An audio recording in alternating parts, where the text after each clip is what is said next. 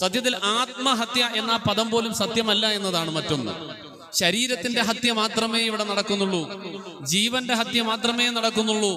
ആത്മാവിന്റെ ഹത്യ ഒരിക്കലും നടക്കുന്നില്ല. അത് അസാധ്യമായ ഒരു സംഗതി കൂടിയാണ്. ആരോ ഇതിന് ആത്മഹത്യ എന്ന് പേര് വെച്ചു. മതങ്ങളും മതവേദങ്ങളും ഒക്കെ ഇത്തരത്തിലുള്ള മരണത്തിനെ വിലയിരുത്തുമ്പോൾ, പരിചയപ്പെടുത്തുമ്പോൾ ആത്മാവിനെ നശിപ്പിക്കുന്നത് എന്നല്ല, അവിടെയൊക്കെ പരിചയപ്പെടുത്തുന്നത് മനുഷ്യന് സുപരിചിതമായൊരു വേടായ ആത്മഹത്യ മാറിപ്പോയത് കൊണ്ട് ഇത് ഉപയോഗിക്കുന്നു എന്നാണ്. ശരീരത്തിന്റെ ഹത്യ മാത്രമാണ് നടക്കുന്നത്.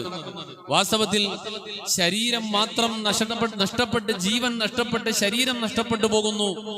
അതിനുള്ളിൽ യഥാർത്ഥ മനുഷ്യനായി നിലകൊണ്ട, ആ ശരീരത്തിന്റെ ഉള്ളിൽ പ്രവർത്തനങ്ങൾക്ക്, ചിന്തകൾക്ക് മനുഷ്യന്റെ യഥാർത്ഥ സത്തയായി നിലകൊണ്ട ആത്മാവ്, റൂഹ്, അതെവിടെന്നാണോ വന്നത് അതവിടേക്ക് തന്നെ മടങ്ങിപ്പോകുന്നു. അതെവിടെന്നാണോ പുറപ്പെട്ടു വന്നത് അതിന്റെ ഉടമസ്ഥനിലേക്ക്